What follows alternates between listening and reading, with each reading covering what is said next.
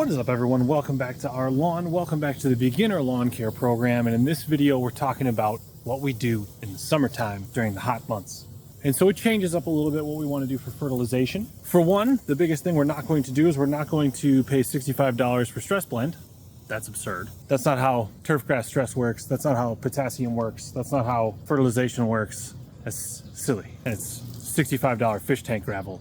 You can get $15 fish tank gravel in 1010 from your local hardware store.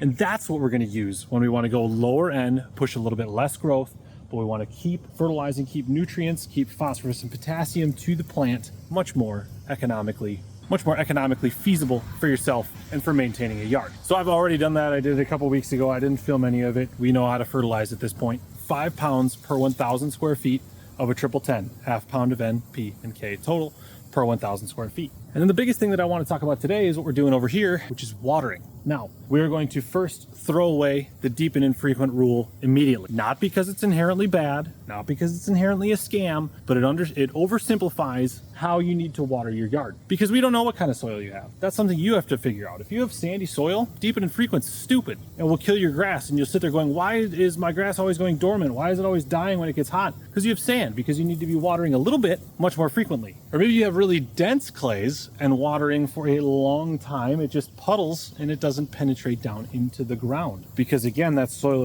clay is so dense, water's not able to get in. So again, in order to help water penetration, we need to water more often for a shorter period of time. And again, that doesn't mean it's not twice a week. It's not 3 times a week. For me, I've watered over here twice this year. Period, because Mother Nature's been very friendly to me. But if we get a hot and dry spell, it might be every day. It might be every other day based on what it is that I see with my eyeballs. So turf is going to turn a somewhat grayish color when it's starting to go into dormancy, when you need to get water to it. You're going to look for it to turn this kind of lighter gray from that vibrant deep green that we had prior, because we've been fertilizing into, again, this lighter kind of grayish color. I actually have a perfect example of what I refer to as graying, but you can call it whatever you want.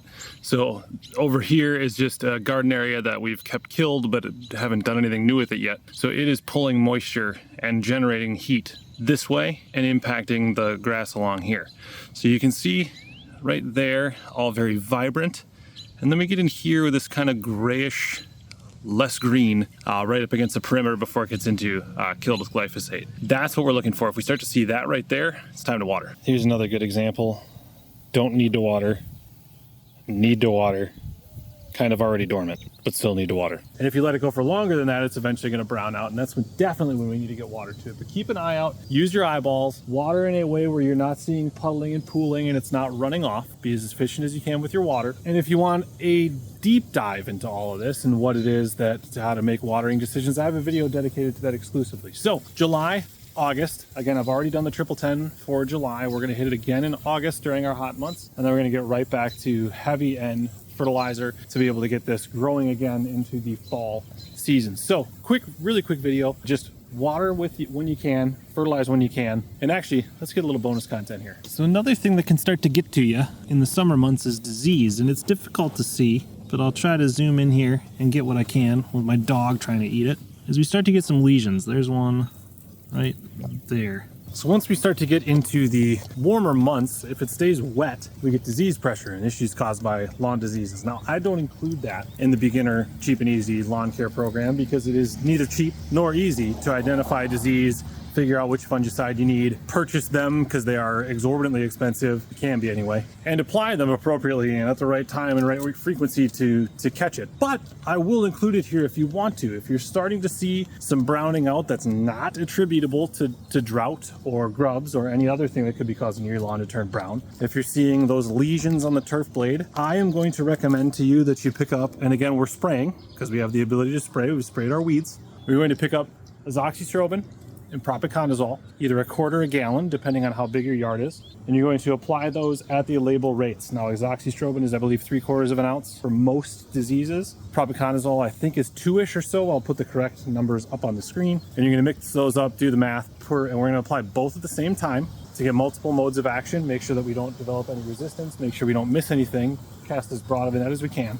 And you apply that every 4 weeks or so through the hot, wet parts of the year when you have the highest amount of disease pressure. Again, azoxystrobin, propiconazole. Read the label, but I believe they're 1 and 2 ounces per 1,000 respectively. Throw those in the sprayer, spray evenly across. We do not water those in. Leave them on the leaf blade, and you'll be good to go. Just a little bit of a bonus, if you want to add something to what we're doing here in the cheap and easy lawn care program, you can, but it's not going to be necessary. I see a little bit of pressure in through here, but everything seems fine for the moment. Again, really just needed to get water to it. We'll continue to fertilize, grow through most of the issues that we're gonna have, and we'll be good to go. So again, we're in the summer months. Focus on your watering, a little bit of fertilizer, 1010, 1212, 2020, whatever you have access to at your local hardware store, something cheap, about a half pound of N per month here through the summer months, and we'll find ourselves happily into the fall. So as always, subscribe to the channel if you want to see more of what we're doing here. Like the video if you liked it. Leave any comments, any questions you may have. As always, thank you so much for watching. We'll see you next time. Since it's a relatively short video, we may as well give you the side-by-side walkthrough. You can see this a lot has filled in, still some bare spots as we walk along. As you get up in here, if we peek over there, that is, I oversprayed Gly when I was hitting the landscape bed on both the roundovers, which is not ideal, but you can see we're starting to get relatively thick through here. A little localized dry spot right there, but I did just water. And then this section was very, very bare, starting to fill in. And then out through here, we were almost entirely filled in and also pretty much entirely weed free.